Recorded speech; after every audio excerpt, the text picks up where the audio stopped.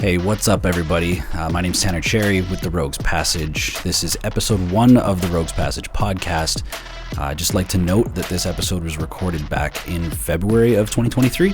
We started the project in January, and we started recording podcasts, expecting to release them right away.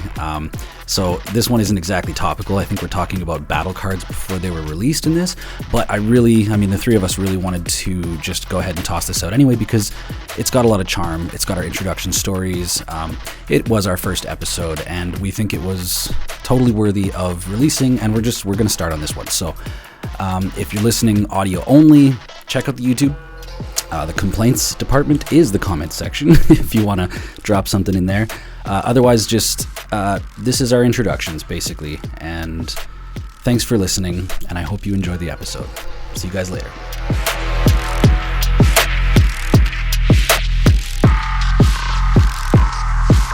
Hello, everyone. Welcome to the official podcast of the Rogues Passage. I'm joined here with Brandon. And also... I am Tanner Cherry. And we've had a nice, awesome day of filming, and we're about to talk about everything we've gone through, as well as things that are lingering in our minds that we just really want to get out there in the world. Yeah, it's actually our third day of filming, and it's probably going to be the first day where we have content that we're going to release. Yeah. The ambition at the start, right, was just like, let's just start recording content and start releasing it. There's so much practice that has to be done, and I'm glad. Baby steps, but we're working on getting a perfect package. Yeah. Today went pretty well. Today went very well. Today still wasn't perfect. You guys will see that. I mean, my game sucks, but that doesn't matter. I missed. We should actually talk about when we edit the Commander game that we played. I kind of want to put like a Tanner missed triggers thing on the bottom corner. Yeah. No, that'd be good. Brady being salty. There will be bloopers at some point for y'all to see of our first couple of recordings. Yeah, absolutely. All right. So one of the biggest topics that we wanted to discuss today was, especially going into this, our take on infinite combos, as well as the a more heavily introduced usage of Rule Zero, which I think is completely underappreciated. And especially these days, Wizards does want to push it, especially in the product and the way they announce certain things. They really want Rule Zero to be way more normalized. So, and what is Rule Zero? Rule Zero is the starting of every single game with discussing what your deck does and potentially its power, which will also come across. Yeah, Rule Zero is like the pact that players make between each other. The conversation, I think the reason you call it Rule Zero is like kind of like turn zero. Mm-hmm. It's the turn before anybody plays the game, where you discuss the power level of your decks. And the weird thing about Commander is that there's a discussion of the etiquette of whether or not somebody's being too powerful or oppressive compared to the power level of other people's decks. And Commander is such a strange format for that because there's so much of that going on. Mm-hmm.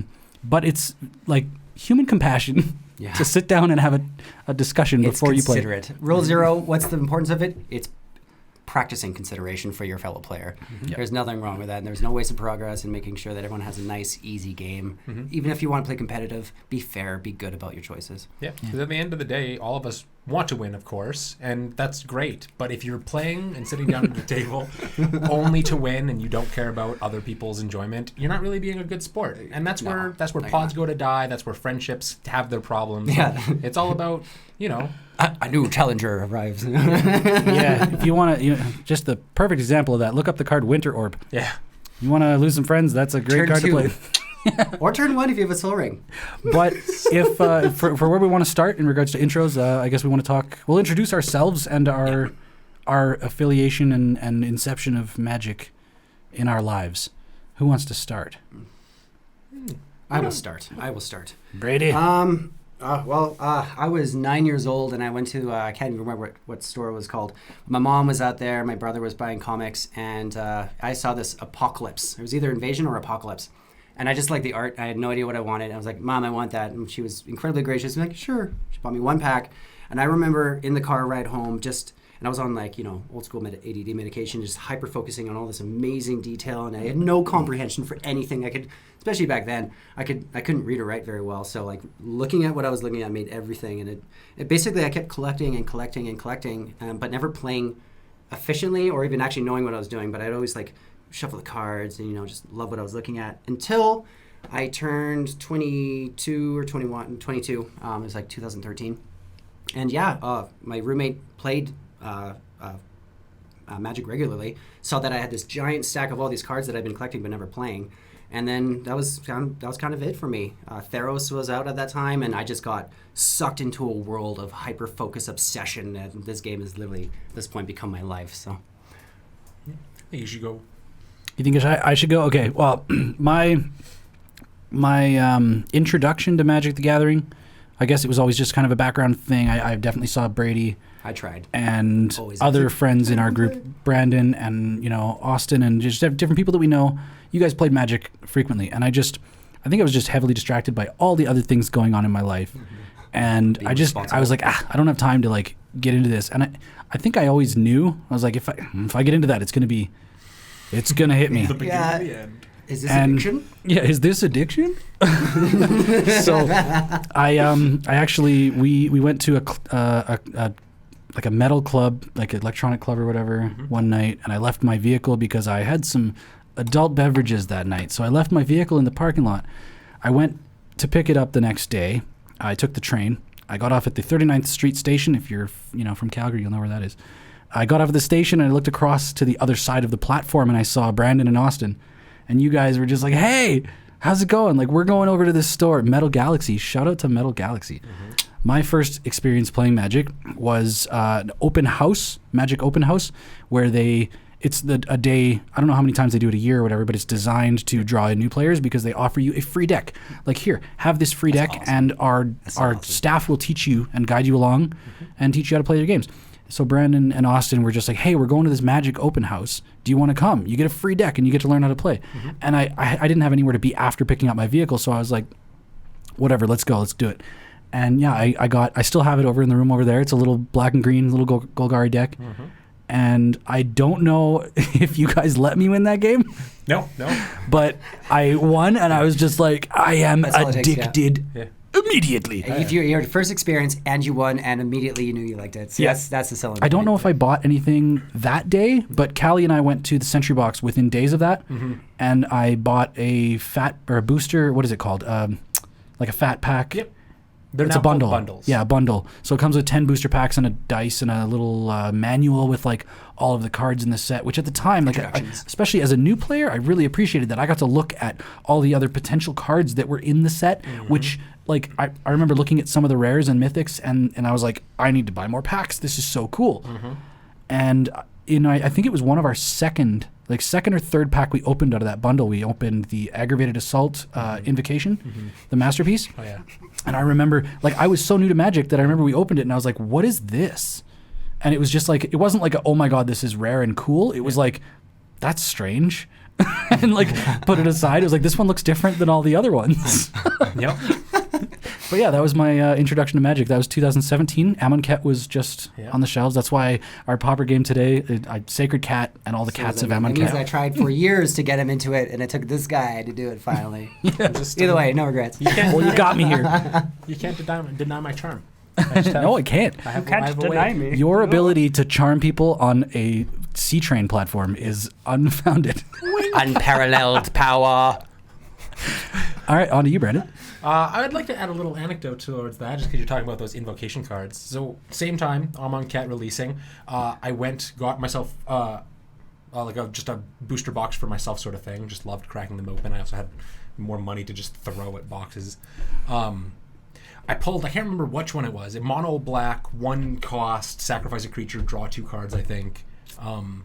The name of the card escaped me, but I pulled the invocation for that, and it was the most expensive card in the invocations at the time, like on release. Really? More than Force of Will? Mm-hmm. Wow. And it was like $250 something right out of pack. So I literally cracked open the pack, went back the same day, sold the invocation card back to them, and bought a second box of Amonkhet, just because I'm like, it's literally a free box of cards. Why not, right? Yeah. Like that is.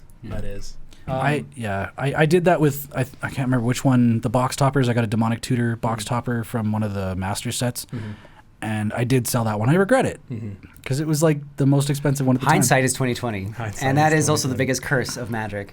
Is the regret that comes with your choices, especially when you want to be practical and exchange cards for value, and then suddenly realize that 5 years later the card's $500. And I really had that. I had that copy, and I'm gonna just sit on this until I die. Yeah, I learned my lesson on that. Very young. So your origin story. So my origin, I have 2 kind of origin stories, and the first one is a real heartbreaker. So call it probably like grade 3. I was pretty young. I don't know what age that is. Maybe like 8. Wait, third grade? Yeah, 3rd grade. I got me and my parents went to a garage sale, and they were just kind of like looking, just like, oh yeah, like let's like get random knickknacks kind of thing, random toys for like the son, the favorite little boy.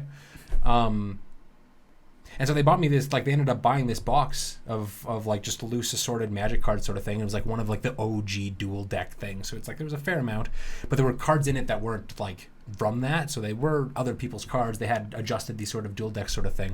And I sat on that for probably like 5-ish years, because from grade 3, 5-ish years, because about grade 8, I had only played a couple of games of Magic with a couple of friends, and it never really went anywhere because we were either too young to really know the game, too young to have money to put into the game, or just didn't really have it. So like I played Magic and I knew about it, but I didn't really know about it. Insert random kid from my class, we're talking about it in the 8th grade, and he's like, oh yeah, I love Magic the Gathering. I didn't really have anything to do with it. I didn't know about the cards. I just knew that I had these cards. And I'm like, I was kind of like, I don't play the game anymore these days. Like, if you want to buy the card from me, you can. And I didn't know what I was doing because I'm young, I'm dumb, and I didn't understand the nuances of card games at the time. I sold him all of my Magic cards at the time, which were like old, for $20. So, looking back on that, and some of the cards that I know as I've rediscovered them moving forward, I know that like I gave away close to like $1,000 out of for free. Brandon, I wish I didn't ask you to tell me the story. That's rough. Yeah. Insert my reintroduction was a few years later, in high school. I think I was about 16, 17 years old. One of my buddies, Brendan, kind of started like getting me back into it. He played a lot of it, but he was very good friends with a lot of people who did like competitive. One of the decks that I got beat down for the most part in that resurgence was mono red goblins and like efficient CEDH mono red. Like you're going turn infinite on turn 3 kind of a thing. I bought my first like reconvining box of Magic. It was one of the precons at the time, Ob Nixilis, the human planeswalker.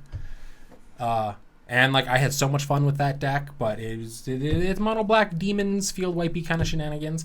But because of the people that I was playing with and they were so competitive sort of thing, I fell into this nuance of like every single deck that I had didn't stand a chance against them because they had pumped so much money that I just didn't have the ability to put in at the time. But my initial indoctrination to like learning Magic, becoming to love Magic, and like playing ever since that refinding it was being taught by like these top competitive players that infinite combos and total just control of the board state and not letting your opponents play things is the way to play Magic.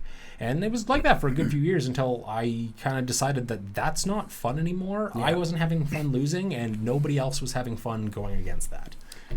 What's wrong with Field Wipe Tribal? I still have the Ob Nixilis Field Wipe Tribal, but he doesn't see play these days because that is an easy way. No one likes it.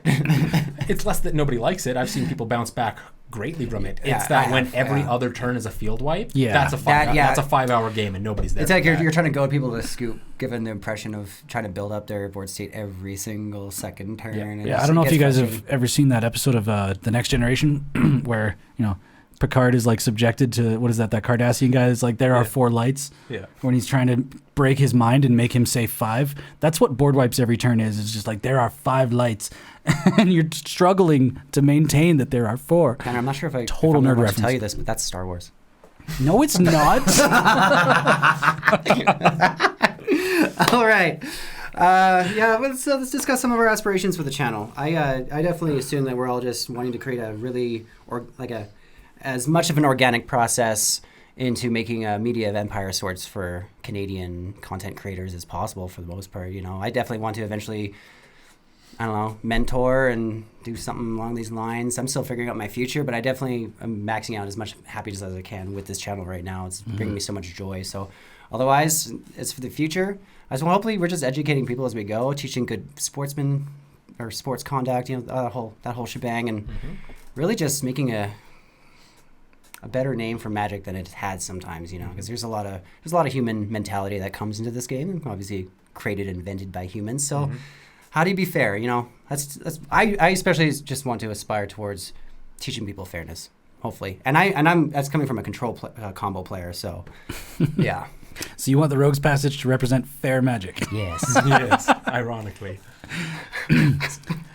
No, and that's for the most part. and I think we all kind of agree on that. Like my aspirations for the channel sort of thing.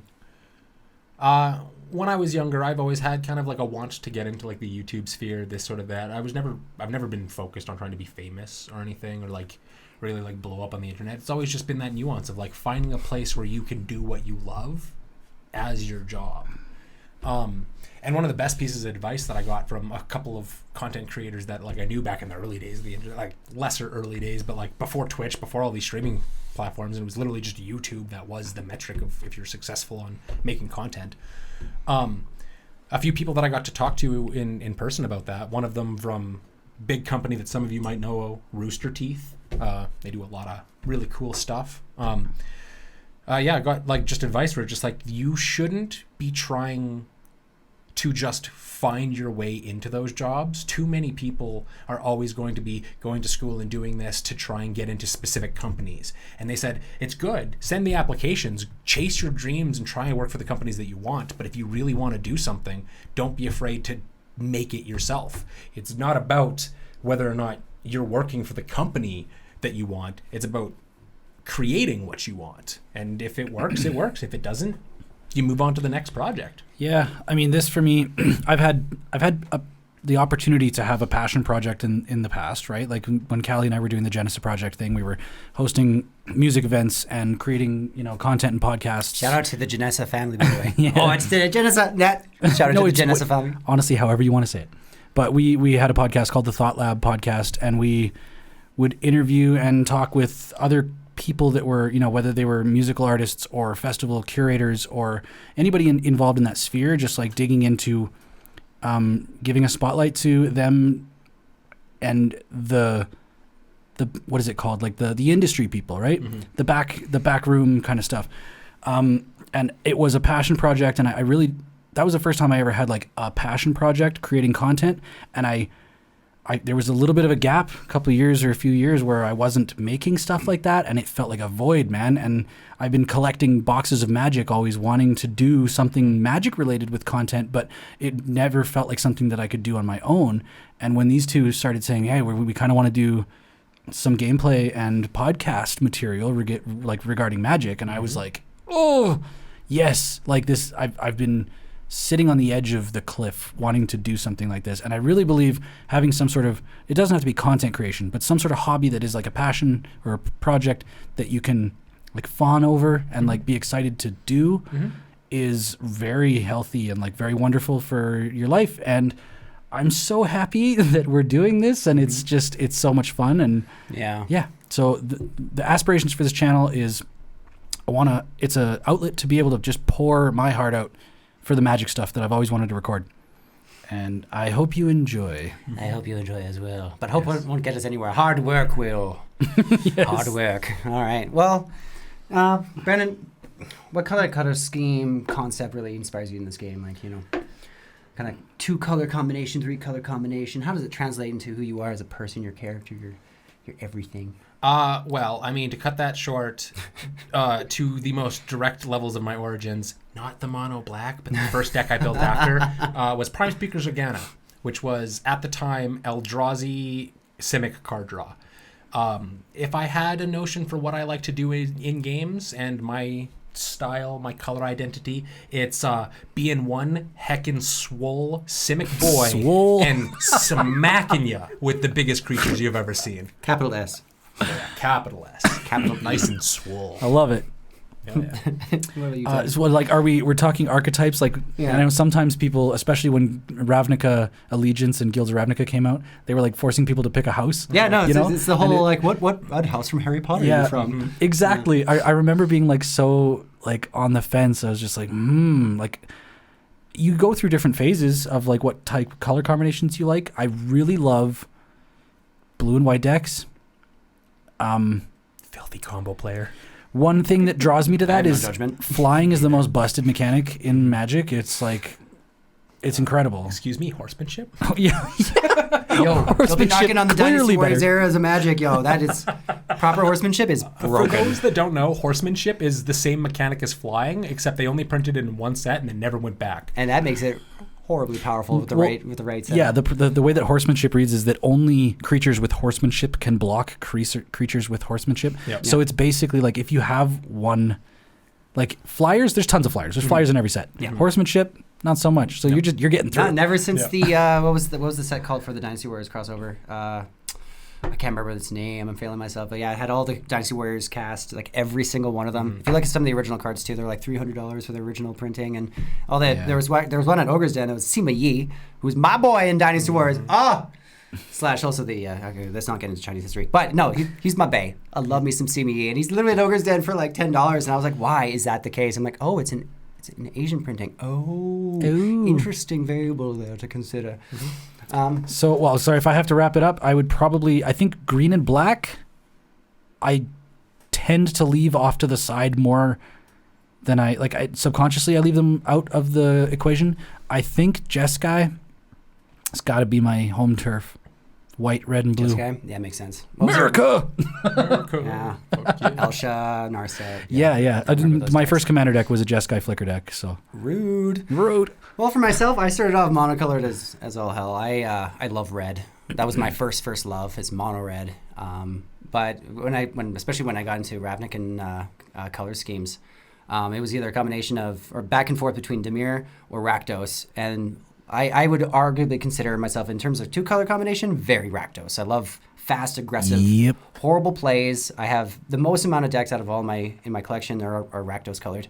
But growing into that now is Dimir. I'm getting really back into my control roots and counter spells, and I see him shaking his head from the corner of my eye here. So, but these days especially, and I used to, in that regard as well, being Dimir and Rakdos, be like, well, Grixis makes all the sense. But I've actually been hitting walls with Grixis recently, outside of Ashnod, who is glorious. If you haven't played her yet, you should play her. Yeah, Esper all the way. I can't tell you how amazing it is having access to everything and being able to do everything all the time, all at once, always, forever. Esper for life. Yeah, so I would definitely consider myself a bit of a bitch. A bit of a bitch, I can Esper confirm. players, hey, we suck. As per my Aloro deck, yeah. Esper. He plays Aloro. I don't play Aloro. No, I have other shenanigans. I'm playing Bane for that kind of concept. Yeah. Infinite Life second, yeah. What should we talk about next? Okay, well, biggest discussion that we really wanted to go into this was the Rule Zero discussion. Outside of things, and we're going to talk about infinite combos and all that kind of stuff, maybe the hate on for low-cost mana rocks and all that.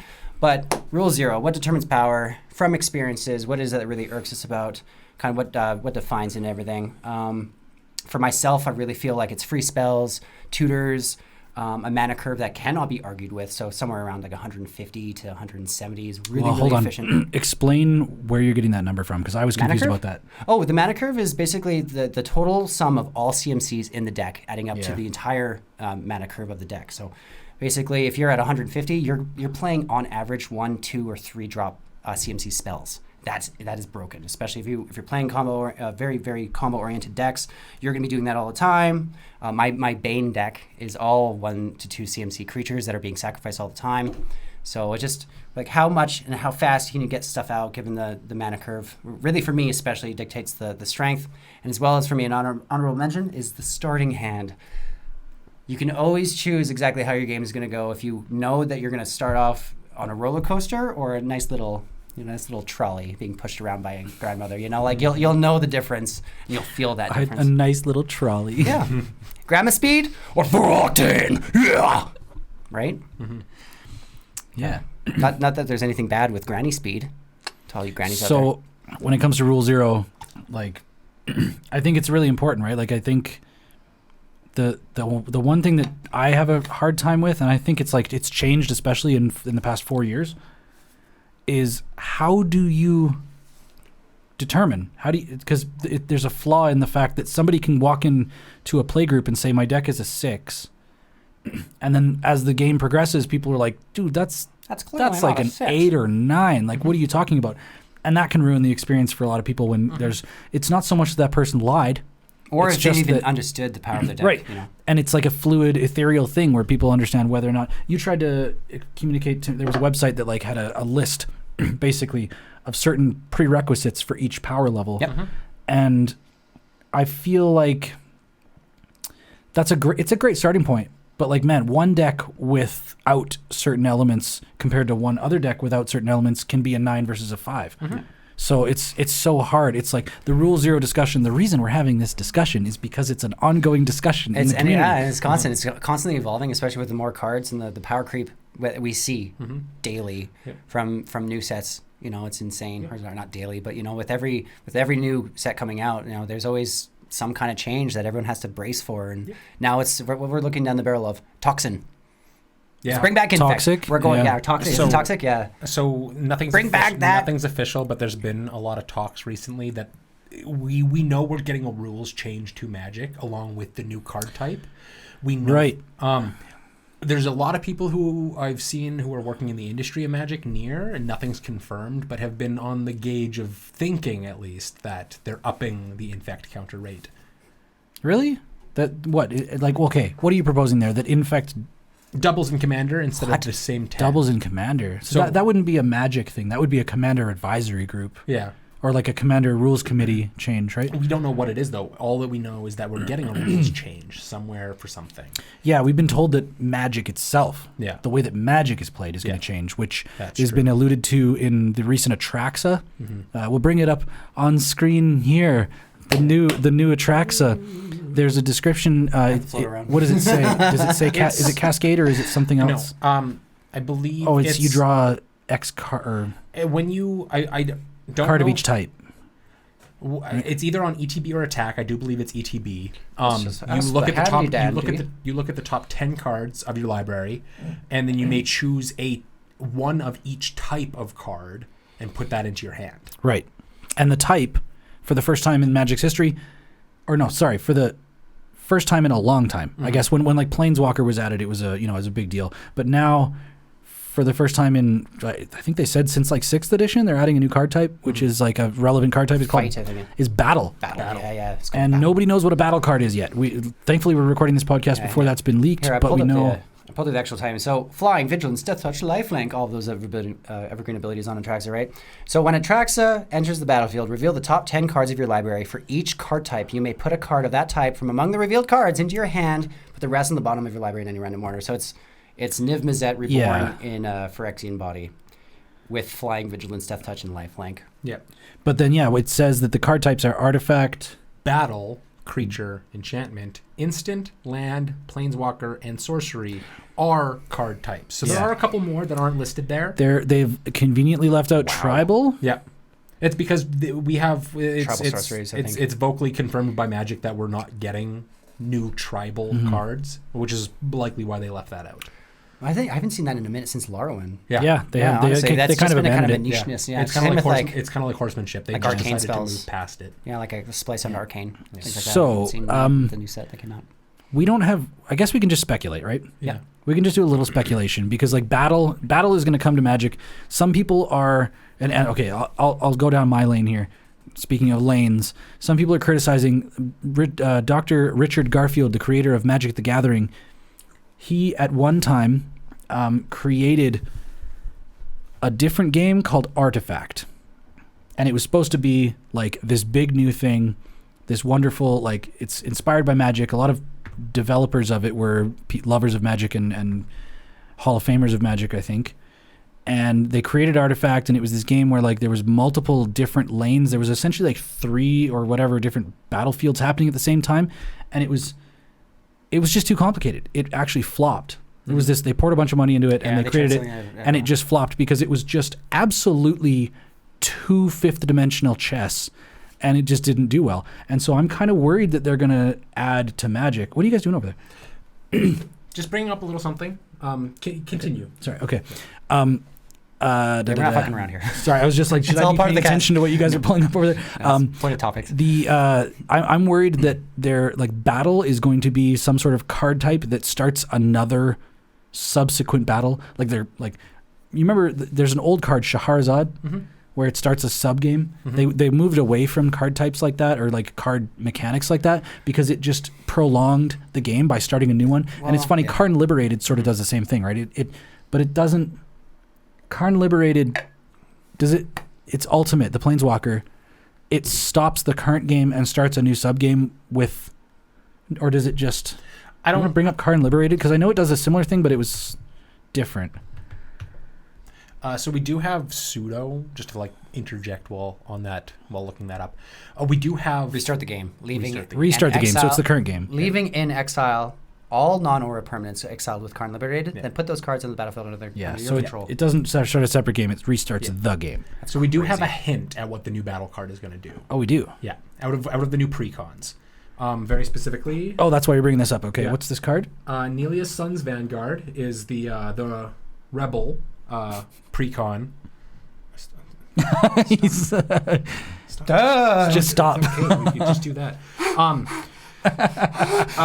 So legendary creature, attacking tokens you control have double strike. Powerful. Whenever one or more tokens you control attack a player, exile the top card of your library. During any turn you attack. Right, I forgot this with a token, you may play that card. Which means battle has to, in some regard, deal with you getting combat on other players' turn. The agency to attack another player during someone else's turn. So my speculation for what it is I don't know if it's going to be an instant or an enchantment type card. I think it is going to be one of the either, or potentially a saga.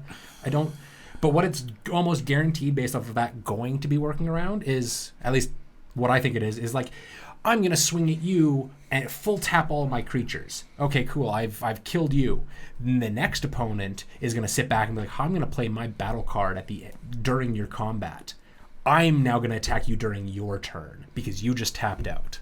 Then they move to their turn and they can do everything that else. So significantly changes the way that this game is played. Everything. Yeah. If that's all speculation. it's gonna be. Yeah. Oh my God, this is going to be wild. There's going to be a whole new generation of people like, okay, I'm only playing Pauper. It's going to be like, I'm only playing cards before fight or battle, like.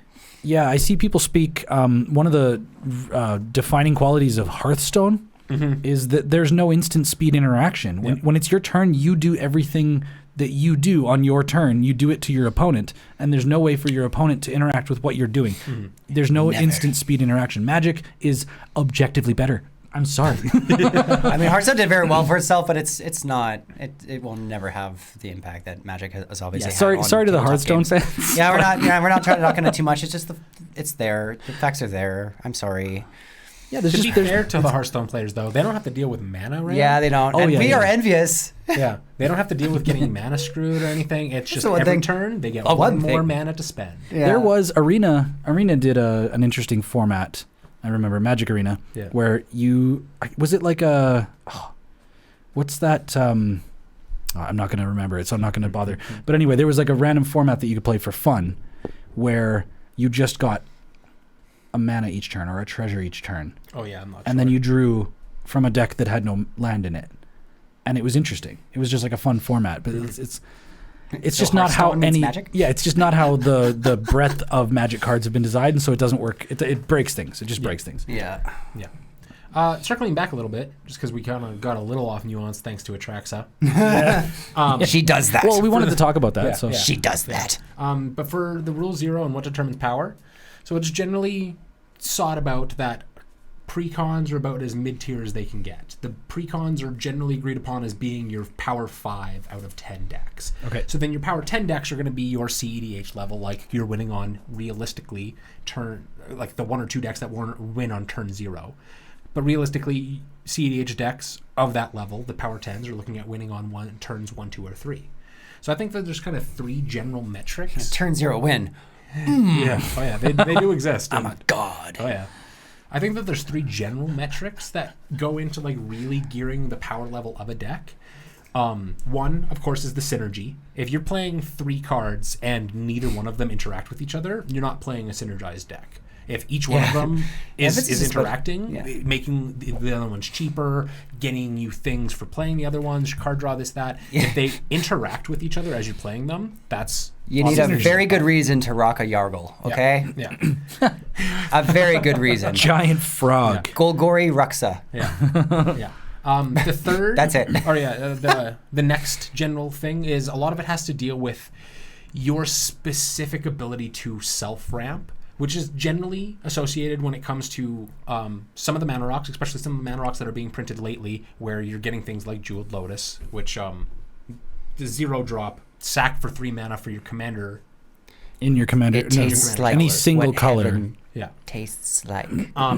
That or going into like your various tutors. And there's so many tutors in just like mono black. Yeah, the most amount of tutors are in mono black. Yeah. But then exactly that, where just like certain decks, especially like I think most of the time blue stands to be one of the top tier things that always just kind of takes over in Magic. It's considered the strongest archetype outside of blue artifact builds, which is Urza players. I'm looking at you. Yeah. No, that's you, Brady. Yeah. That's you.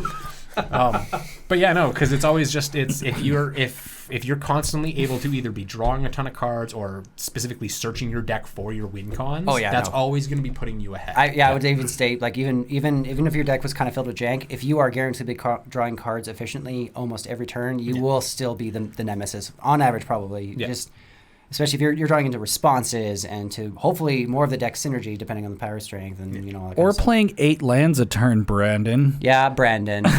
I mean, if the other half of that deck had played out the way, it wouldn't have been that many lands.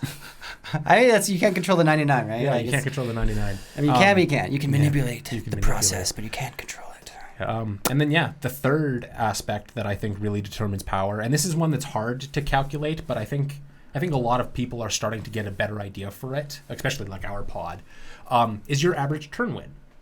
It's hard to calculate that most of the time, and most of the time you're not actually paying ratio, attention. and even win ratio. Yeah, and even win ratio. But it's like you think, again, if a precon is power 5 and you don't have a general gauge off of what that is, but you do know that turn 10 is 1, 2, 3, or 1, 2, 3 turn that you're going to win, I think it's probably fair assumption that you're adding, let's say, 3 turns per level that you go down. So power 9 is probably going to win around like 5, win around Power 9, no, so on average, a power 10 would win turn 2. Yeah. A power 9, turn 3. But that could also be variable. You could still win with a power 10, turn 3. I have it a question. all depends on the 99. I have a question because win turn 3, win turn 2, these are perspective. They're not common. They're not average. No, it's the mulligan shuffle. It's the perfect starting hand on average for CDH players, such as myself. But you go with the maximum efficiency for your starting hand, and you'll probably go down sometimes to 3 cards, but you guarantee you'll have a Jeweled Lotus into your 3-cost commander and maybe a land. Yeah, no, like That's I was it, like you from know? the beginning when I first got into it, and I was playing against some of these hyper competitive Magic players to start off with, and this is back in the day before we had half of the new tutors and half of the new draw engines and stuff that exists. Those decks were functionally guaranteed turn 1, 2, or 3 wins because that's just how the decks even back then ran. Now we have even more fetch, we have even more search, we have even more mana. And that was in standard and stuff. Yeah, so that wasn't even commander. Standard and even like commander, just like that's how those things ran. So it's like it is a rare thing. You're not really going to see it outside of like really high competitive play. Even now, I have a few friends that like their whole decks are built around that, and I've watched and participated in some of these games where 5 people are sitting down at the table. It's a race to who wins on turn 2, and the only thing that stops them from winning on turn 2, 3 is because somebody had the counterspell in their hand to delay them a turn.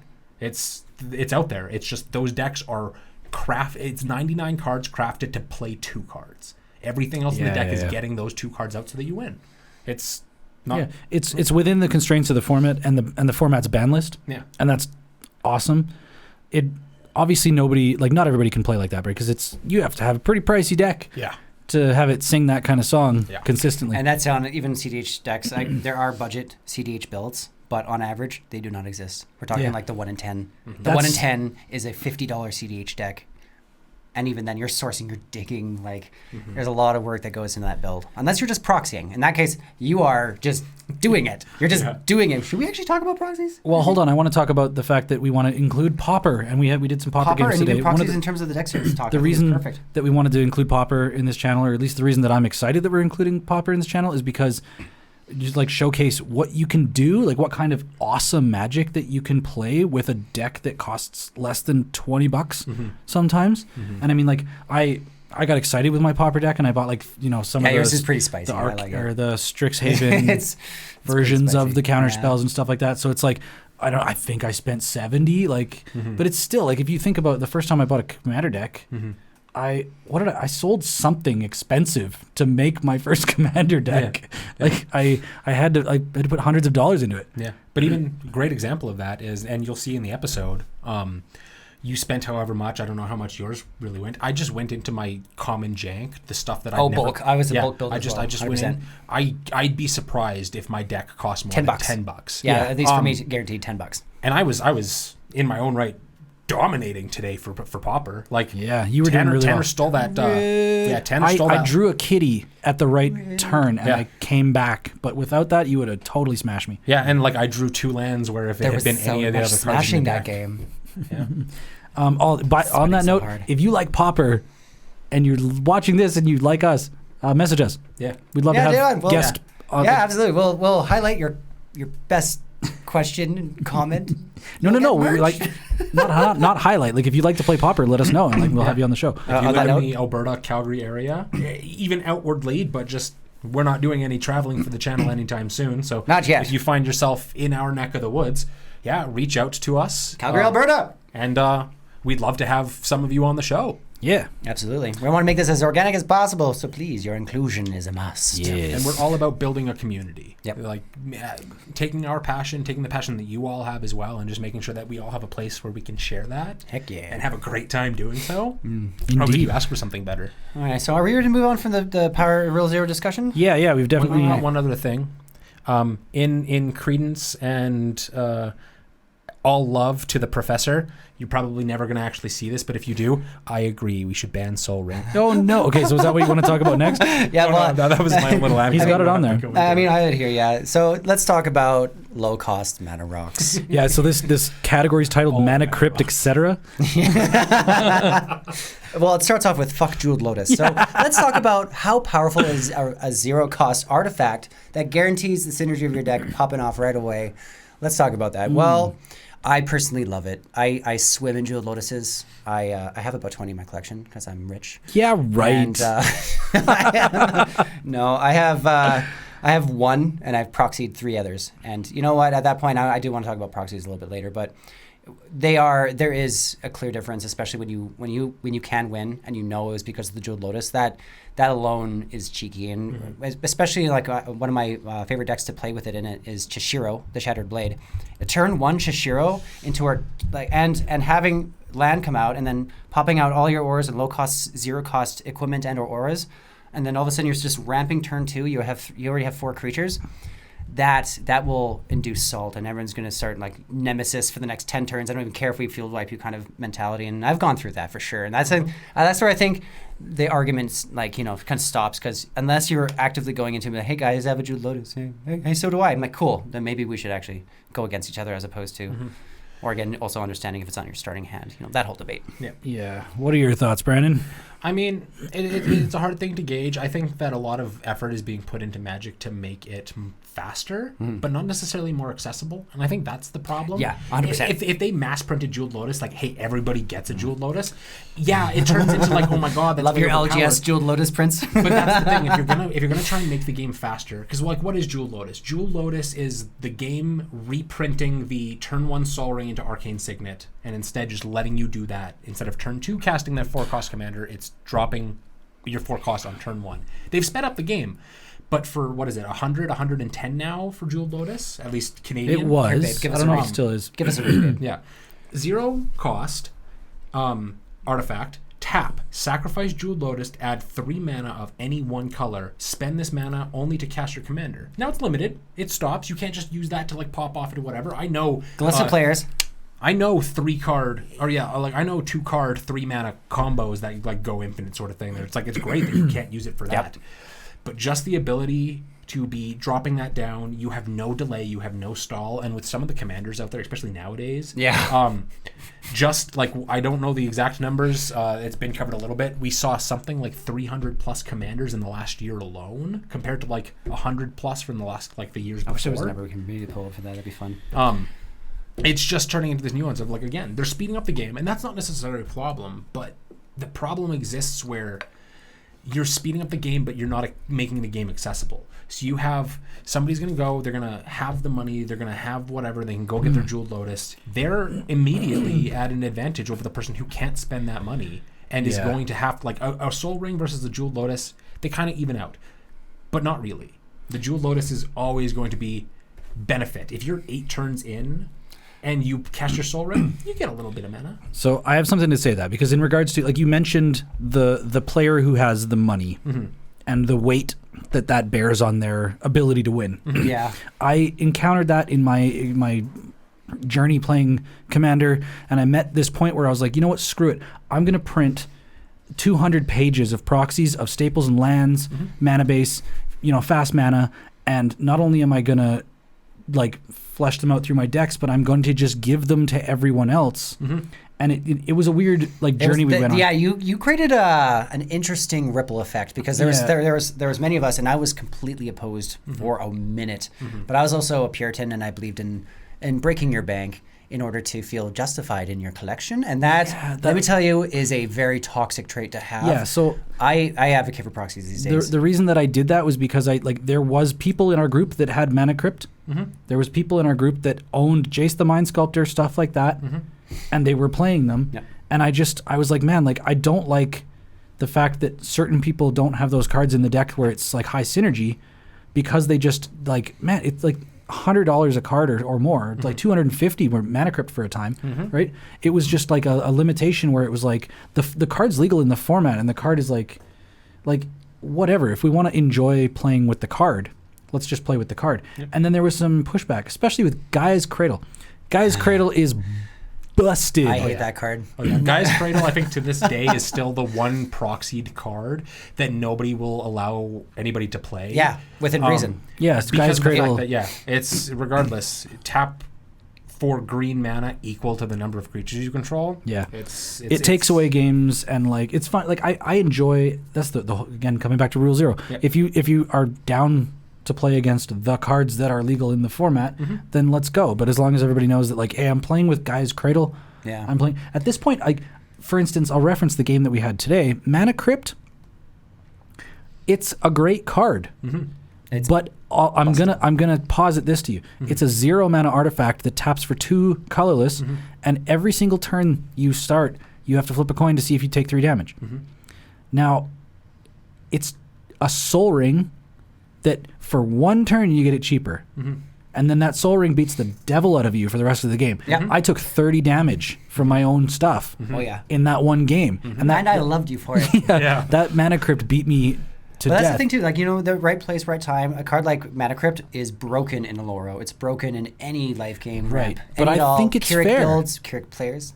I think if you think No, Soul Ring is 100%. fair, I think Mana Crypt is like perfectly fair, because it's 1 less mana, but it deals a lot of damage to you. It does, or and it could. and you can't. And there's what's that one card? Like you could have an effect on the battlefield if you have to flip a coin. Flip again. And like, can you imagine having that? It's like, oh, I didn't think about that. Yeah. I'm flipping 2 coins and getting burned 6 damage. Yeah. No, that's Also- not cool. Also, even just like the amount of red cards these days that deal with extra, like you've taken damage, take that much more damage. Like having. Oh yeah, no, like excess wound reflection based type cards now. They're getting there's a lot of them. Yeah. And that's the big thing with Jeweled Lotus is it's not that it's a bad card, it's that it has no downsides, really.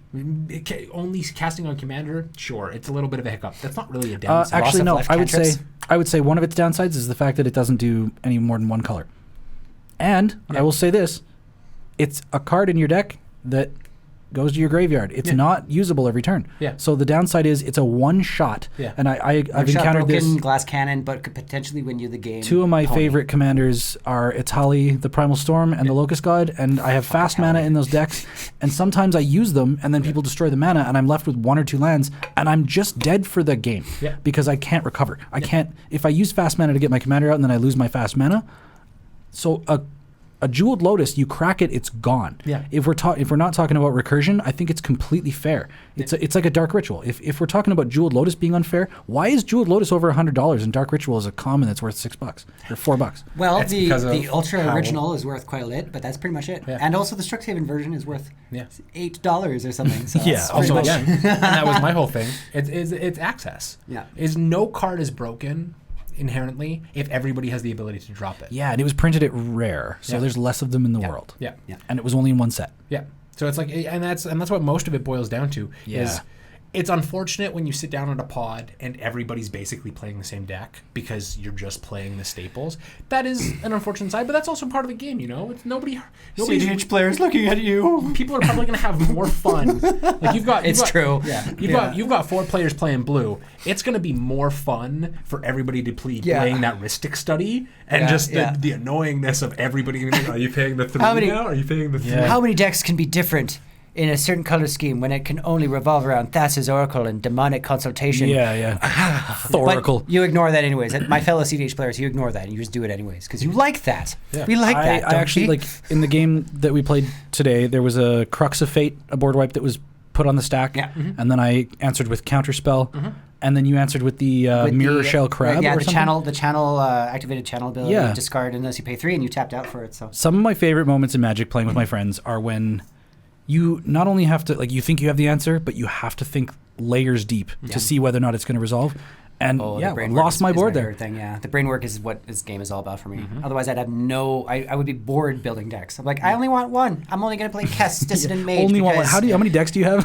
I'm downsizing. So I was at 48, and now I'm at 42, and that is going to be reduced all the way to 30 or so because I want to only have the perfect representation of every color scheme, every archetype in color combination, period. And so far, I'm having a really good time with it, and I'm still deciding over Dimir and Rakdos decks. But aside from that, I know exactly who my favorite Naya deck is, Atla Palani players, things like that, so it really adds up. And I love that diversity, especially with some of my favorites. I usually use CMCs to dictate the strength of the deck. So if it's a 3 CMC deck, that you can almost expect it to be really strong.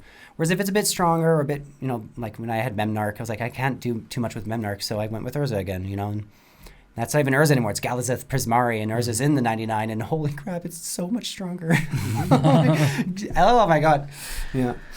All right, where do we want to go? I mean, anybody have anything else to say about fast mana? I don't agree with banning Soul Ring, but I still think rule zero discussion. Always. Especially you can go into a game and be like, okay, guys, no turn 1 Soul Ring. That can be a rule zero discussion you can have. You can just go into it, kind of limit your style, limit exactly what you can do, but still not have it off the table. You can still play your Soul Ring. I personally, if somebody were just like no turn 1 Soul Ring, that's probably going to come with other caveats, is like you can't do this on turn 3, and I would probably just pack up my deck and walk away. It's like, come on. Well, then fuck you. We don't want you here. Cards are legal in the format.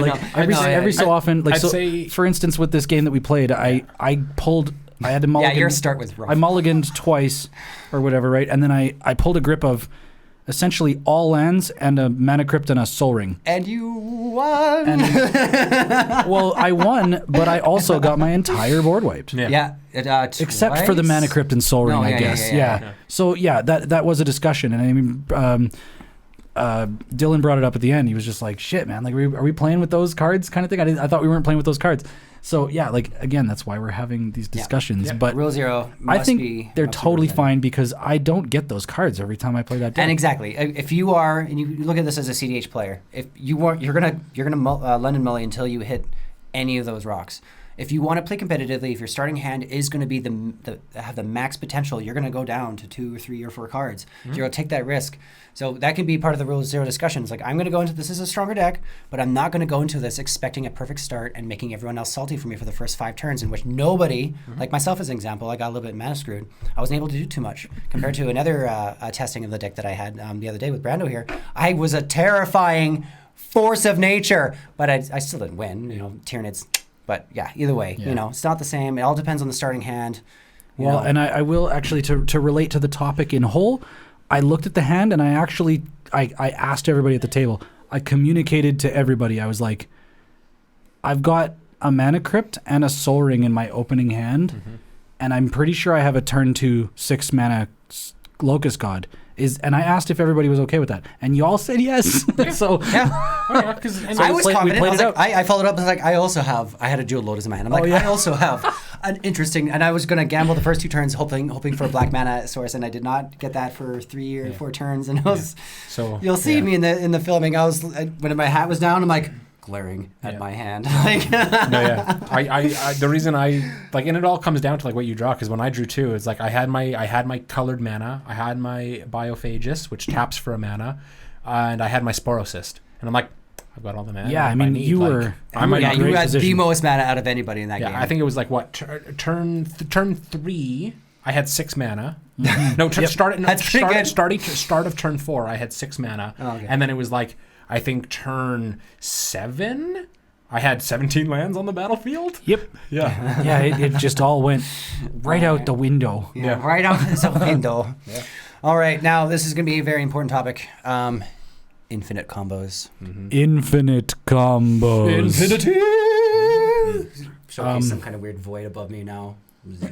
Now, are we going to speak about this in regards to the content that we produce? Or just talking about it in the world general, of Commander? I think a Rule Zero discussion, as well as, even what I use infinite combos for, which is infinity, or how anyone else wants to do it, which can be honestly fairly altruistic shenanigans in group hug. You never can know. use infinite combos to go infinite. I think you could only do it like once or twice. Only up to 10, actually. Is there a way to build a deck where your infinite combo makes someone else win? Yeah. Yeah? No, Feldergriff. It can be 100%. It all depends. So, big point of discussion, especially in our pod in the last couple months, is how fair and unfair they are, especially in terms of how it relates to Rule Zero discussion. I think infinite combos are completely fine. I think it takes a lot of work to make some of them absolutely ferocious. Again, the power 9 to 10 CDH decks, if they're revolving around infinite combos, which they likely are, it'll be fast and spontaneous and ridiculous. But at the same time, everything really comes down to how you utilize the infinite combo in, let's say, turn 5 or 6. I feel like everyone always has the ability to choose exactly how they play the game at any point. I'm building a Toxrill deck, so obviously I have to decide when to play Toxrill, right? But, in terms of how I interact with other players and seeing maybe that there might be another player behind or any of that kind of stuff, I'm like, I can pop out now. I might even say if I win turn 3 or 4, hey guys, and this is actually something that my friend introduced to me, but you hit your infinite win, and then you just back out. Like, hey, that was the quickest it could possibly have been. I do have some other things I got to do. You guys can keep playing. I won by technicality, but I'm out. Outsy. And I love that. It's one of the most altruistic, respectable means to win fast and competitively, but also just make it fair for everybody. Because when you're scooping that fast and everyone wanted that, they wanted the traction. They wanted to battle cruise a bit. They wanted to socialize and maybe just not play that competitively. If it's up for that player who hit that combo at that point to step out, props to you, man. That's a really smart thing to do. Yeah, I mean, that's based in consideration and compassion of your fellow gamers. Like, that's something that is unique to Commander. Brandon here is like, hey, should I go for jank or should I go for the bullshit? It's my usual go-to. Yeah. If I have the infinite line in my hand, I usually almost always turn to this boy right here. You should. I usually say like, do it. Yeah. Do it. I always ask is like, especially all of my decks that I have in my best Janeway voice, do it. Almost all of my decks have some form of infinite combo in them, but they're not the win cons. And that's the big thing that determines for me is that I'm not looking to win with the infinite combo. It's there as the last minute saving grace. Whew, that was close, I won. Yeah. Henzi, Toolbox Torre, one of my favorite commanders of mine, and just one of the best commanders ever printed now that I've seen just how the deck tech can be played in so many different ways, is one of the prime examples. Because it's Protean Hulk. It's a 6-drop 2 green pip creature. When it dies, top shelf creature. You search for mana value equal to 6, or any number of creatures with total mana value equal to 6. Put them onto the battlefield. So its combo is it pulls out a little green creature, Michaela. Creatures you control can't get negative counters, and then a little black-red goblin assassin that when it dies. It deals 2 damage. Murderous Redcap. Murderous Redcap. Yeah. When it dies, it deals 2 damage to any target. So the whole idea for that is, it has Undying, right? It 2 to 1. It has persist, so it's still infinite. So it's basically 2 damage. Yeah. So basically, I play out my game until I find a recursive sack engine. Most of the time, it's like Ashnod's Altar or something that I can tap for classic mana. And then it's just it's just feed into that and it goes infinite. But the whole idea behind that is that so many times I'll get that Protean Hulk and I'm like, okay, I have the line, I have my Ashnod's Altar or something on the battlefield, but it wouldn't feel right to win this way. So I'll instead be like, hey, could have, kind of in the same facet of just like you could step away and be like, hey. Woulda, coulda, shoulda? I also don't like to just step away from games. Yeah, coulda. So I'll just say, nope, I'm not going to fetch for it. I'm going to fetch for, and my usual go-to is Kokusho, because a 6/6 or 5? Yeah, a 5/5 flying. When it dies, each opponent loses 5 life. I gain that much life. That could be a lot in a big group. That could be a lot of life. Yeah, and it's like you don't need to run the infinite combos to win. 6-player commander games. It's just nice to have the option. Yeah. I mean, I agree with all of that.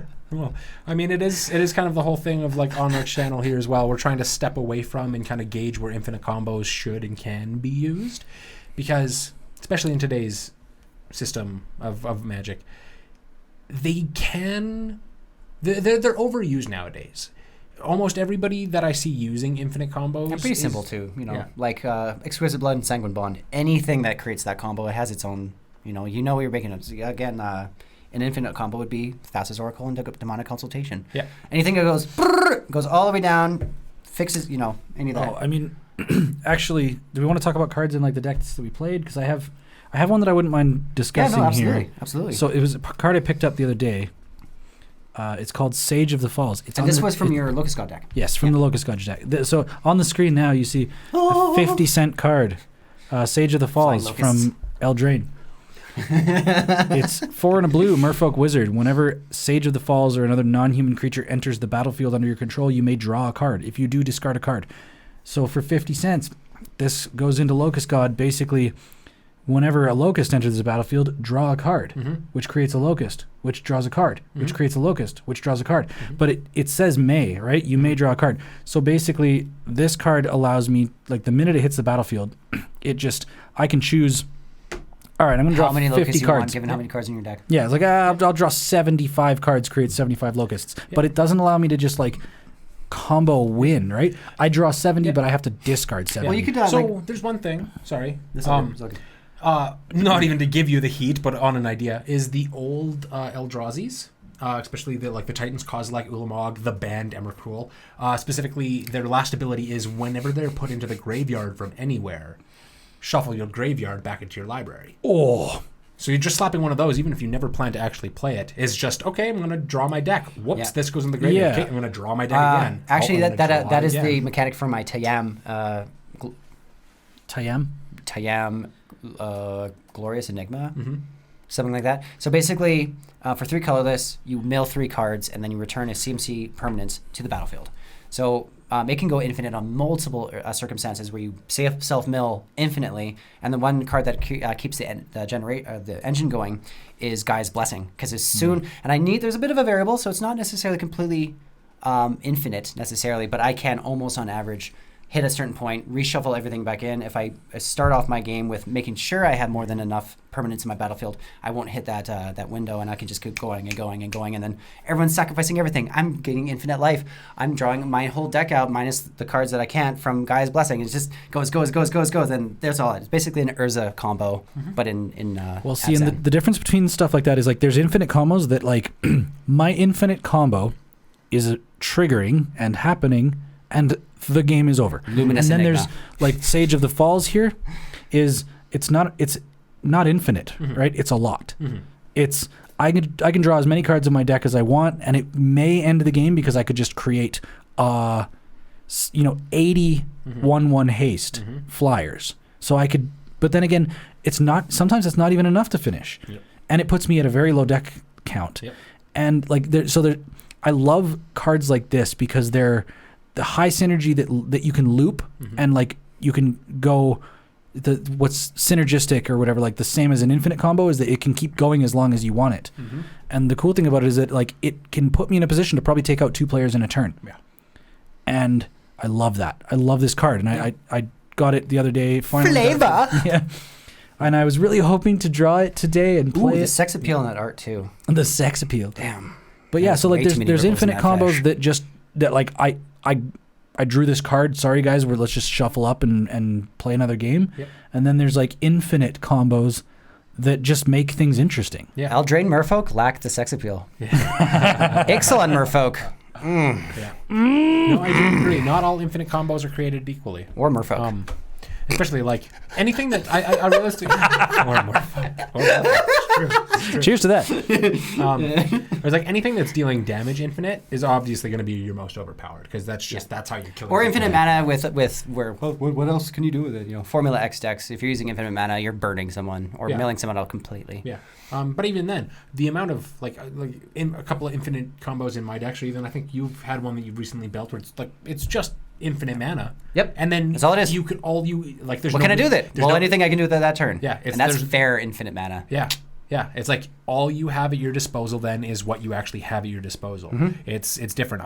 One of my old infinite combos that I don't run anymore out of that my old Prime Speaker deck was infinite card draw, right? Because I had the Eldrazi's in there, so I could just keep recycling my deck sort of thing, similar to that. It wasn't the exact same, but it was infinite card draw. It didn't matter.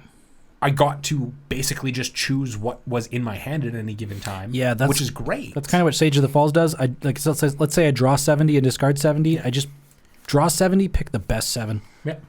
No, and it's exactly that. But it's like that doesn't mean that I win. If there's counter spells to counter what the heck I'm shuffling into my hand off of that, like that's there's skill involved in picking the best 7. Yeah. Right? Being like, I can only keep 7 of these cards, and I got to figure out like, what do I keep to make sure that I can cruise through to win? Yeah. And guaranteed, man, sometimes you're gonna put a bunch of cards in the graveyard and think you're okay, and then you're gonna be like, oh, I wish I didn't. Yeah. Throw that away. Well, okay, so let's carry on with our conversation about some things. We did mention talking about our first rush draft, and we can probably insert some snippets from that because we've been working out our formula, working out the kinks. Here's a preview of our first recording. You're MVP though. Okay, these are blue. We're gonna go 3 blue and then 3 other. We're gonna play Arcanus the Omnipotent. He taps to draw 3 cards. He's a 3/4. I believe it's pronounced omnipotent. Omnipotent. It can be. And for fucks out there doing that. For that, Brady. For that, take 1. Is that the only attack? That's the only attack. Okay. I'm emotionally attacking Brady. Okay. And I pass the turn. Wasn't that fun? Wasn't that great? Now you'll notice that I missed a bunch of triggers on my first wheel. So did Brandon, and so did Dylan. Now on my second wheel, same thing happened. We were not as good as we could have been. But we didn't show them the whole episode. Okay, well, here, let's full episode here. Anyways, but it's not going to be the full episode. I'll show you snippets. Yeah, you just watched. Blooper of me slapping my face because I drew children when I was being an asshole. So, anyways, wait, what were we talking about? So yeah, we're talking about the first draft and the perils that we encountered. Yeah, the perils, because we're working out the kinks. We're really making it, like, especially when we want to get every episode down. We're not as necessarily analytical as we want to be when it comes to perfect moves and all that kind of stuff. So we're really working on our editing and all that kind of stuff because we also want to make things seem organic and flowy, but at the same time, we're derpy. Guys, humans. Magic is so hard. It's such a hard game. What was it? MIT, I think 2022 or 2021, put Magic the Gathering on its list of most complicated game ever invented by human. Yep. There was a video. I'll see if I can find it and we can link it. It shouldn't be too hard to find, or at least... content creator on YouTube, probably like close to 10 years ago now. He made a computer out of a Magic deck. Yeah. He basically just chose cards, assigned them numerical values, and basically said, it's like, okay, so it's like when I play this thing, it turned it into like a binary system. He basically created a rudimentary, it was basically a calculator, right? Turing machine? Turing machine? Adam famous guy who helped Alan Turing. Alan Turing. Basically made a Turing machine out of Magic cards. Yeah. So the Command Zone did an episode with Kyle Hill. Yeah. Kyle Hill. Oh my god. Yeah. Kyle Hill. And Kyle Hill showcased that whole thing. It might have been Kyle Hill that was the original. I don't think. No, he wasn't the original. Kyle Hill. Well, no. Kyle Hill did his own episode on Because Science. Yeah. I'm not. I'm pretty sure it was Because Science. Yeah. He has a YouTube channel. Hey, I love Kyle Hill when he did the whole Darth Vader discussion, like who would win, Darth Vader or the aliens. Hey Kyle Hill, if you're watching this, what's up, Kyle? We want to play with you. Yeah, we want to play with you. Come visit. We love you. I love you. Same with you, the Professor. We'll no Sol Rings during that game. I promise. We can make. Gosh. We can make babies. If I ever play a game with the Professor, I'm putting 99 Soul Rings in my deck. This is it's called Singleton. Anyway, what were we talking about? We were talking about the rough draft discussion about how baby steps matter in terms of our editing process. Mm-hmm. We're working on it, so I hope going forward, and we'll have snippets from that episode going off. We'll make it or at least give you links towards that. But you'll see exactly just how organic we really want this to be. And I think the last discussion is honestly the game that we had. We're gonna, I guess, talk about how Tanner won the game and how we all suck. I tried. Is that how we're wrapping that up? Yes, we are. Yeah. Yeah. All right. Calm down. Going to the closet tonight because it's the only place I feel safe. So I played my Locust God in the rough draft that we did the first recording. For the people out there, who is Locust God? Who is that? What? Who is that Locust God? What are you talking about? For the people who don't know who you're talking about. Who is the Locust God? Yeah. He's the god of locusts. This right here. Really? Put this card on the screen. Yes, the Locust God. It basically rewards you with a 1/1 haste flyer for every card you draw, which is for every individual card draw. Every individual card you draw, you get a haste flyer. It's pretty gross. It's this was the second commander deck that I ever built. Yep. My first was Jeskai, was Narset, Parter, no. Narset. Sorry, what? Enlightened Tutor, yeah. And I just... Classic OP goat. It would have been, like... The thing is, I built the deck around... I wanted to build that deck around, like, Kiki Jiki Pestermite, Restoration Angel, like those kind of combos. I'm building a CDH deck, but it's not CDH. I started, I was like, I want to build this deck around the flicker combos. Yeah. And I was like, I need Jeskai to do that. And Narset was Narset was a non-bow, though. Yeah. Every time I played Narset, it would exile all of my creatures whenever I attacked with her. So it was a learning experience. But my second deck I ever built was Locust God. I pulled that Locust God out of a pack. Hour of Devastation, the second set to come out in my Magic career. Pulling a Locust God out of the pack and playing it in limited made me, I was like, this card is busted. Did you feel like I felt like a god. Did you feel the insects crawl over your skin? It was amazing. That's what I felt. And I think maybe like that card coming out of that pack into my hands really supercharged my love for this game and Commander in general. You know, when I first went through my first card collection way back in the old Cascade days, 2013, I remember going through because I had an Aven deck, and Commander Esha was like the rare card from that whole deck. And Rebecca Gay, thank you so much because it was literally your artwork that did all this for me, 100%. So thank you for that, by the way. One of the greats. Rebecca, oh hell yeah! And thank you to Magic Their the husband Gathering. I think is now part of the Magic community as well for artists. Yeah. Thank you, Magic the Gathering, for creating the most perfect creature thing that could ever existed. The Eldrazzis. The Eldrazzis are my bread and butter. The pure existential terror. Similar kind of story. It's because you're a Lovecraftian weeb. Oh yeah, big time. Similar story to you. I mean, I prefer Phyrexian. So the second deck I built, Prime Speaker, my Simic card draw, big swole boy, only existed because it was like the Zendikar set that was at the time. I pulled the Ulamog, not the Infinite Guy, or the Ceaseless Hunger, and I instantly fell in love. I looked at those tentacles and Magic cards make you feel things, man. Innocent things came to my mind. It's Ulamog the slightly nibbly, right? The slightly swole. The slightly swole. It's Ulamog the... Waking up at 3 a.m. for a snack. That one. It's the Ulamog 10 cost to exile 2 permanents and mill 20 cards on each attack. Yikes. Yeah, they were like, the creators are like, we want to create something that is Cthulhu. We need to make it like, we need to justify our creation if we're comparing it to something as monumentally humongous in pop culture, especially as Cthulhu. Yep. And I mean, it was a great pull forward from like the OG Eldrazzis because I love Annihilator. It was the most broken mechanic. I wish I cared more about it because that's something I would play. But all the best Annihilator abilities are on 9 or 8, 9, 10 CMC creatures, and it's just like, whew. How do you break that? Polymorphing, I think, would be the only way I play Eldrazi, and even then. I think Pauper. I think there's a common legal. You should look at my Kaikar build then, because you would love Eldrazi more if you could just polymorph for free. I have an Atla, and I've been trying to figure out what to do with it. Yeah, with Eldrazi polymorph, it's all about the scions. So you just got to make sure you can crank it out, add in your white and your green. That's so Morphine Eldrazi is probably best for... Yeah. So, Brandon, your deck was playing your Pauper deck that we played today, which enjoy our Pauper content. Our microphones almost died. It was a race. We managed to slug out 3 matches, one between each of us, kind of thing. You were ripping 8-9 tramples or whatever. Yeah. Eldrazi. Yeah. I think, I'm not certain, but I think there's an Eldrazi at common that has Annihilator too.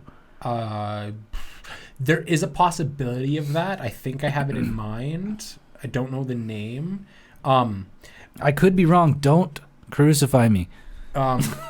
If it does exist, which actually I don't think it does exist, uncommon is more likely. Maybe. Either way, they just get more and more expensive. Like, he's Googling it. We got Jamie over here Googling it. no, go back. Hand of Emrakul. Ulamog's Crusher as well. Also, Ulamog's Crusher. I have it. Ulamog's Crusher is what? Ulamog's Crusher. Well, it's a Eldrazi that crushes. It is a common 8/8 for 8, and it has Annihilator too. That was It attacks each turn if able. That's the one that I was thinking of. Ulamog's Crusher. Okay. Let's pick up a playset and slap that in that. Yeah, that's a house in Pauper, man. Yeah. Ooh, that's pretty sweet too, actually. This would be great in Pauper. Hand of Emrakul. Yeah. You may sacrifice 4 Eldrazi spawn, and if you build that right, that's easy.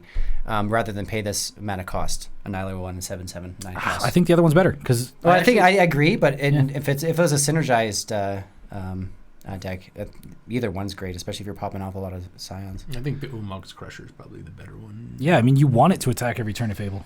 It's You like want it crushing, to. That's why. Jeez.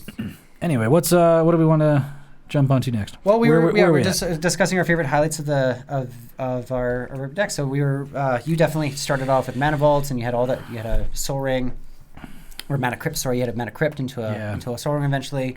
Why don't you highlight some of the favorite cards from your deck? Some of my favorite cards in my Locust God deck. I will start right away with. I think there's 3 of these in the deck.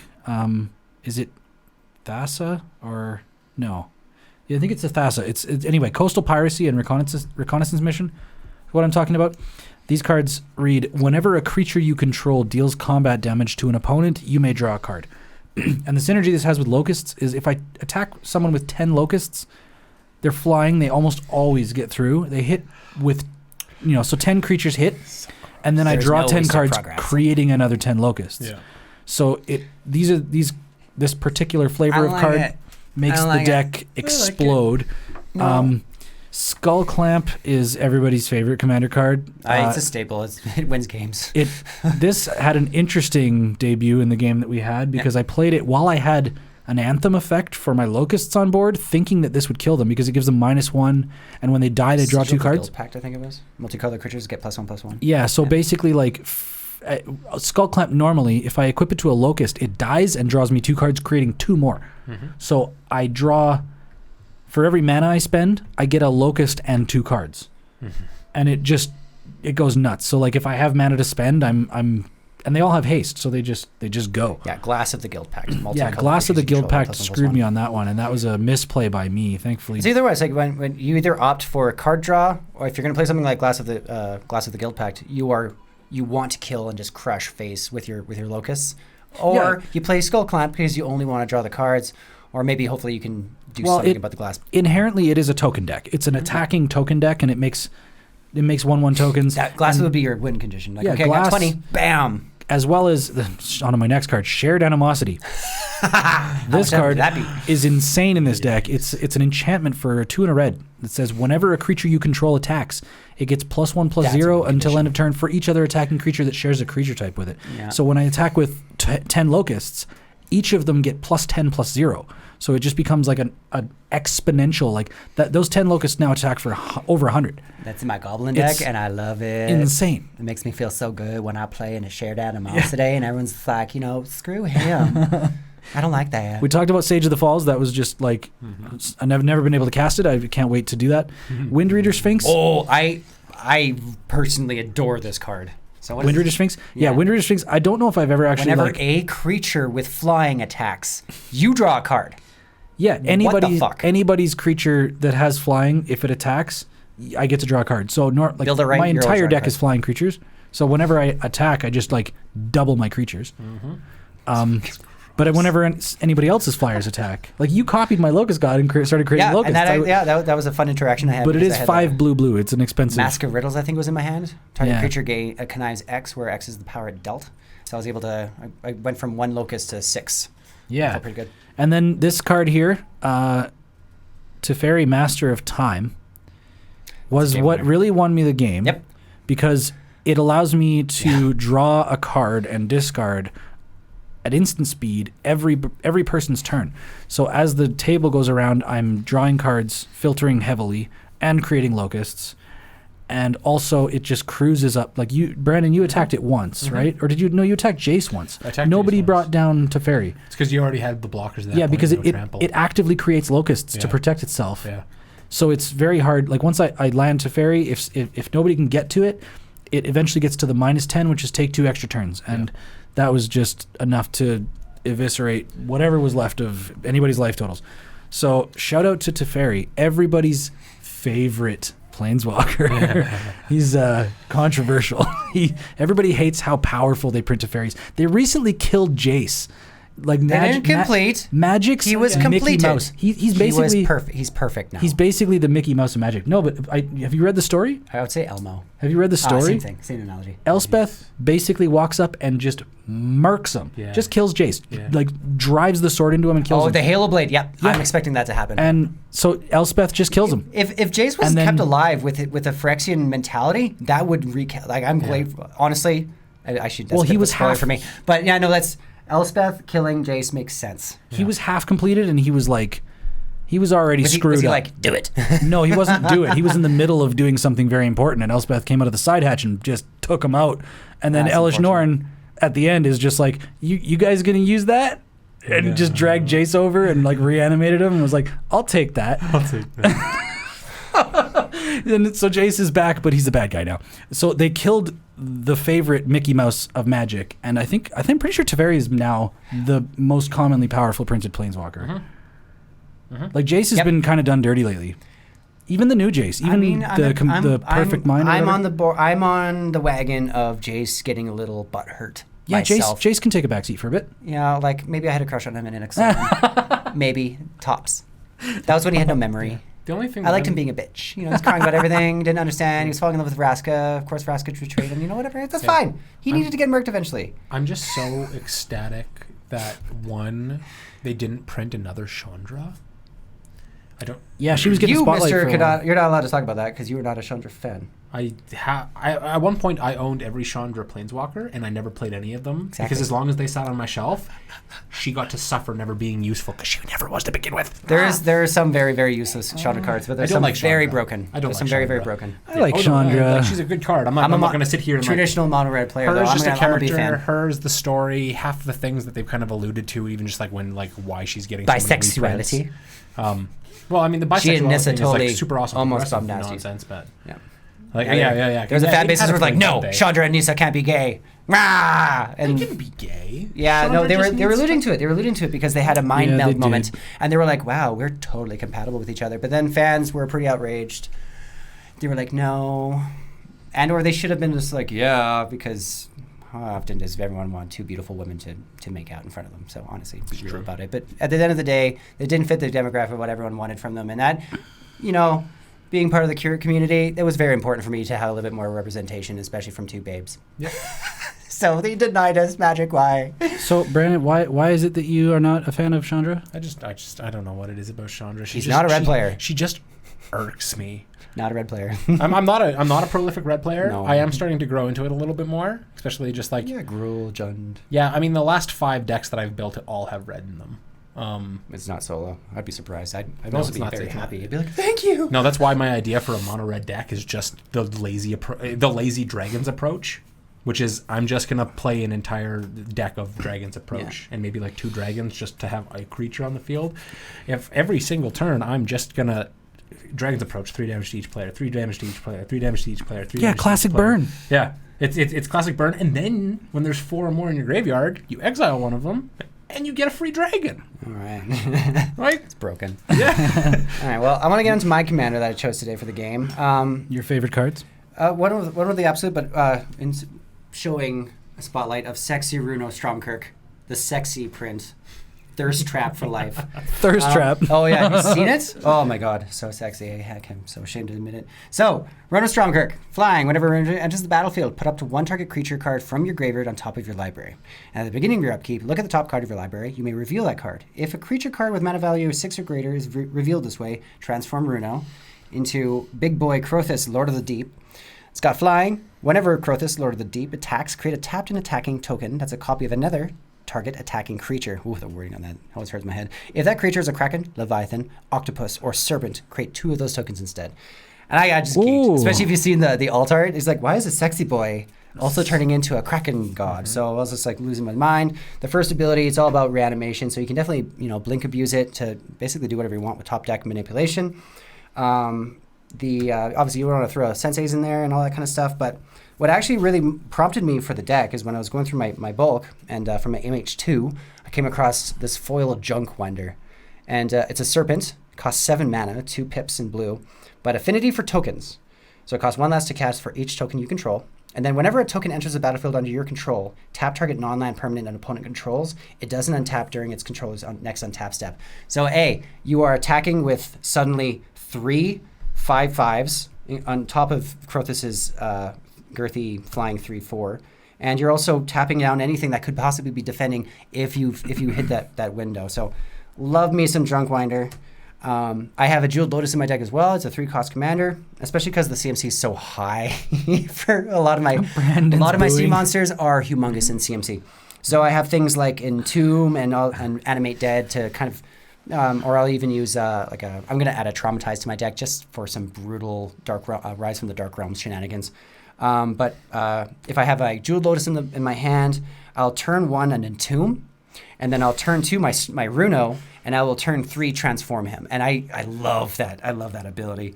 One of my favorite spells as well in the deck is Stubborn Denial. This is, I think, one of the most broken cards ever.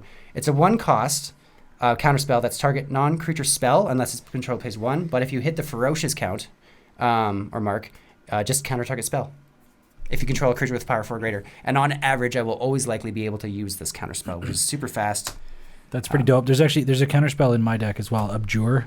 That I want to talk about. Yeah. It really works well with Locusts because it's just a 1 blue counter target spell, sacrifice a blue permanent. My Locusts are disposable. Need to get that for Bruna. Yeah, no, just on average, it's like Bolt Bend is one of my favorite spells in red. If you ever have a creature where you know its power is going to be 4 and maybe it's your commander, always have a Bolt Bend. That costs 1 and it's a brilliant redirect, especially for mono red players. Animate Dead, obviously, like I just described. And then my bay here, insert image here, Sinister Starfish. It's got Surveil. What a name. What a name. And the image, too, it's like, it's got like a weird, gross, slimy face thing going on with a bunch of dead fish chilling. But yeah, it's Surveilled 1. It's really, really valuable for the deck. And it's an evil Starfish. It's to pair with my Sigil Starfish, which basically does scrying. But, for a deck that has 204 mana curve to it, having any creature that's less than 3 CMC is very strong. And very, very strong in my deck. So those are my cards. And unfortunately, I didn't get the best game of it, but Deep Sea Monsters. That was what my deck was all about. Mm-hmm. Big boys in Dimir. Mm-hmm. Yeah, I should probably shuffle mine back into my deck so I don't go missing. No. Throw it across the room. Just throw them on the ground. Yeah. Brandon? Maybe we'll find my coin. Oh, we'll find it. The missing coin. The missing coin. The resurrection. It's just a nice flippy coin that has a skull on it. We've lost it today somehow in like a 4x4 room. Yeah, the 4x4. The one that I was using to flip from my Mana Crypt triggers, somehow we can't find it. Yeah, it'll turn out. Oh well. Well, do you have some cards to talk about from your deck, Brandon? I do. I'm going to start that off with saying commanders today are too powerful. Y'all at Wizards, can you go back a step? Give us the 6-drop creatures that are just 6/6s. Don't do it. Maybe trample. Or make a Yargle card that is more than just text. Just calm down. And my commander, and one of my favorite cards ever printed after seeing it. One, I'm a big Warhammer kid. Love Warhammer to death. I play the tabletop. I've got my own Tyranid army, Tyranid specifically. Just, they're like the magnum opus of existential dread. Like, Eldrazi wish they had the kind of just perfection that the Tyranids do. He's a Warhammer snob. Which is also sullied by this disgusting-ass human Tyranid. Magus Lucia Kane, as you'll see. And It's too many abilities. Like, don't get me wrong, a 4-drop Tamir, so red, blue, green, and then 1 generic mana. For a 1/1, not that great. When that 1/1 is at the beginning of combat on your turn, put a +1/+1 counter on target creature. All right. Any target creature. So you can be political with that, and that's awesome too. That's a lot of power for just... And then she taps for 2 colorless mana. She's a Soul Ring that buffs your creatures, and if that mana... as long as she's been tapped, the next spell that would be cast that has an X in its cost, or an ability that has X in its cost, Formula X. she doubles it. Ooh. So you're literally either doubling creatures or doubling up on spells, doubling up with the value of what you're doing with those spells. You're getting a Soul Ring on a creature that is also buffing up your other creatures. Like, it's too much. It's a bit of a nice little simile there. I was playing Runic Stormcrook that's all about attacking to create replications, and yours is just Tamiring. It's just tapping to create. Tyranid bullshit. But absolutely, one of my favorite cards. The reason I run her instead of the Swarm Lord, which is the normal for this, the normal commander for this deck. Well, she's clearly much more beautiful. I've got some disgusting plans for her in the future. Following her up is probably, I think, everybody's new Gruul staple that everybody's been sleeping on, to my knowledge so far, is that Shadow in the Warp. It's a 3-drop enchantment. Red, green, 1 generic. The first creature spell you cast each turn costs 2 less to cast. That's great. That's amazing value. That's what you hurt me the other day. Yeah. Whenever an opponent casts their first non-creature spell each turn, Shadow in the Warp deals 2 damage to that player. So if somebody tries to counter your stuff, they're taking 2 damage on that, and then they go to their next turn. Oh, hey. Their first non-creature. So they can cast like 30 creatures. That's fine. Yurlok, the Scorched Earth, would love that enchantment. Oh, yeah. I love that enchantment. And just for the 3-drop, especially in the way of like, green and red have Staxy effects, but green and red have always kind of like been the one that aren't Staxy because they're so aggro. It's lovely to see something get printed that works on both ends. It's cheapening creatures, which red and green love to be able to toss out their huge creatures, but then also have that little bit of like the propaganda-esque sort of things where I like it. I'm really all about that double end too. Yeah, people are less inclined to play certain cards because I'm getting pinged for mana or for damage every turn.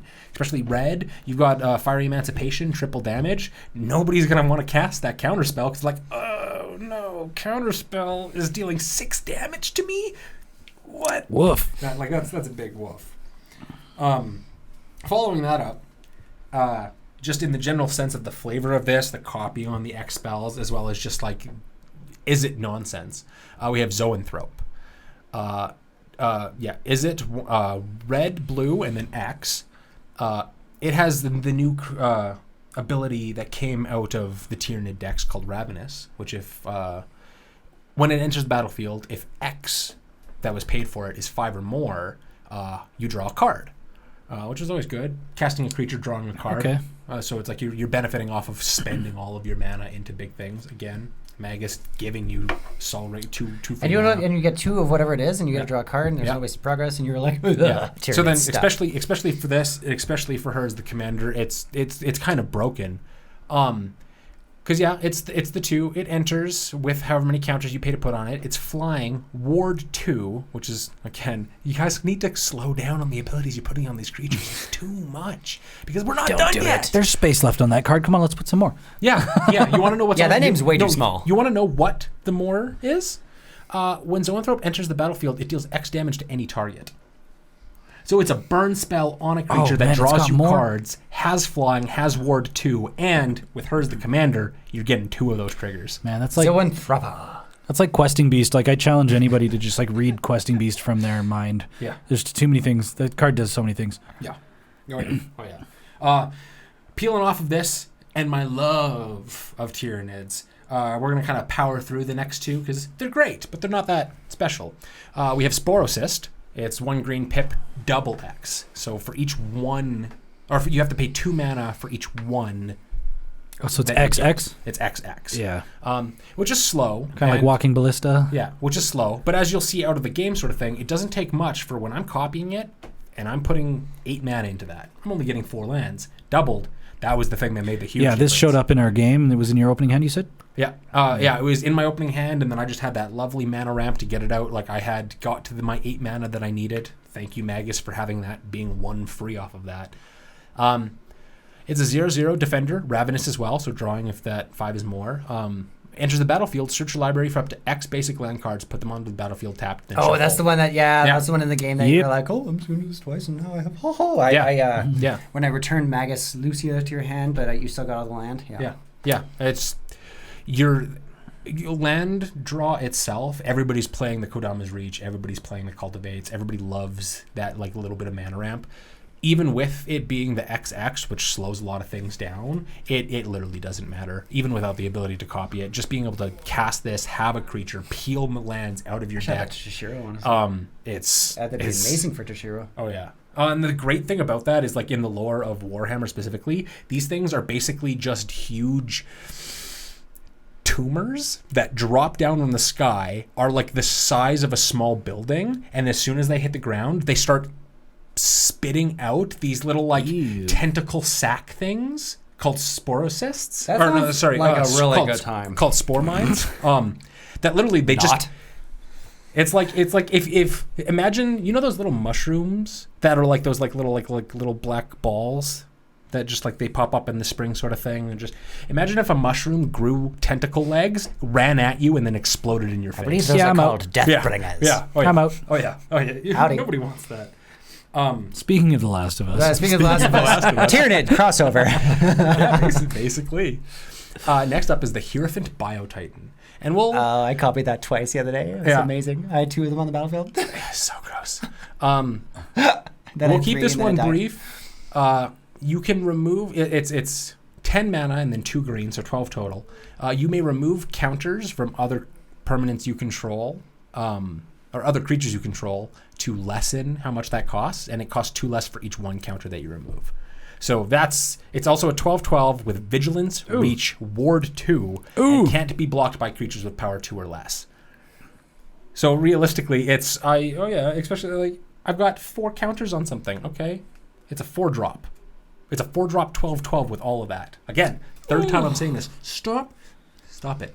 Stop it. Get some help. Give me the 12. What he means to say is, you did so good representing the Tyranids in this set. So thank you. Oh no, I'm in love with this deck. I came at this with the I have gripes with the Swarmlord as a commander. Lucia Kane is insane. Yeah. Even just in general, like Swarmlord, okay, what else can you do that with that as a commander for other decks? Yeah. Whereas Lucia Kane is so versatile, and it's a 4-cost Timera commander. Are you kidding me? That's broke. Yeah.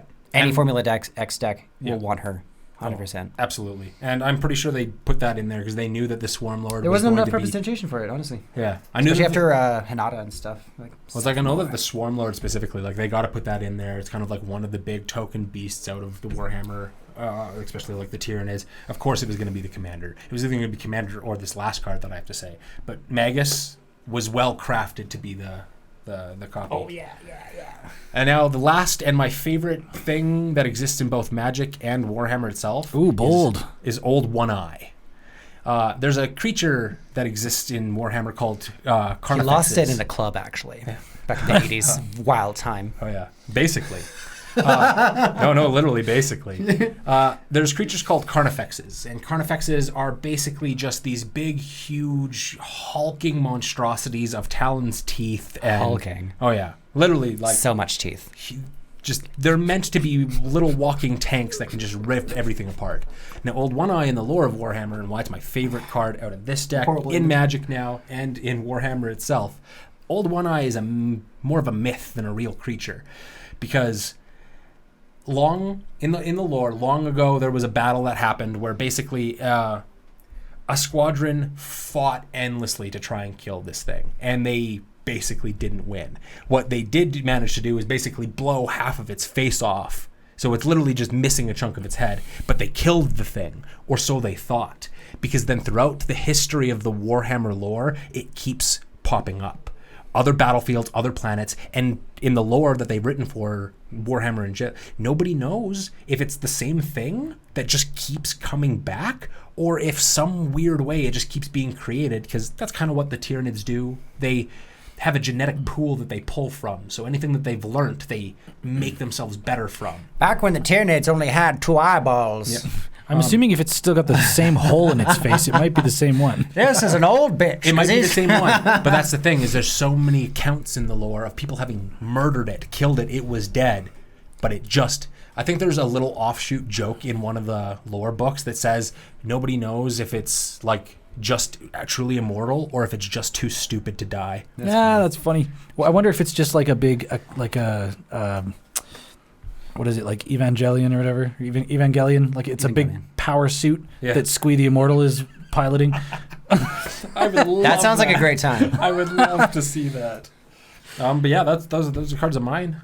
Cool. Right on. Do we have anything else we want to talk about? We're pushing past an hour and a half at this point. I think that's a reasonable Yeah, I think amount. it was great. Thank you so much for joining us for our first official podcast for the Rogues Passage. It's been a great time being able to kind of rant and talk about ourselves and all that kind of stuff. We look forward to sharing more with you as we go, and also affording better games in the future where Runo's winning. This is our commitment to get better and better as we go. Give us a break, I guess. We're starting semi-grassroots. We're working with like webcams and stuff. We're going to get better. Yeah. And do remember to like, share, comment, smash that like button. Subscribe, please, and thank you. Let us know what your favorite parts of the podcast is. Let us know if you have any tips or tricks to just making things a little bit smoother ourselves. We are learning, and we're dedicated to getting better and bringing the best content we can to you. Always receptive to feedback, so anything's appreciated. Thank you so much. Thank you for watching. If you made it this far, that is, it really touches our heart. Like, if you're still here and you're watching this part, you're a real one. You're an absolute G. Thank you so much for watching all the way through. We will see you guys in all of the rest of the content that we produce, and most specifically, episode 2 of the Rogues Passage podcast. TBD. TBD. See you guys later. Bye. Bye.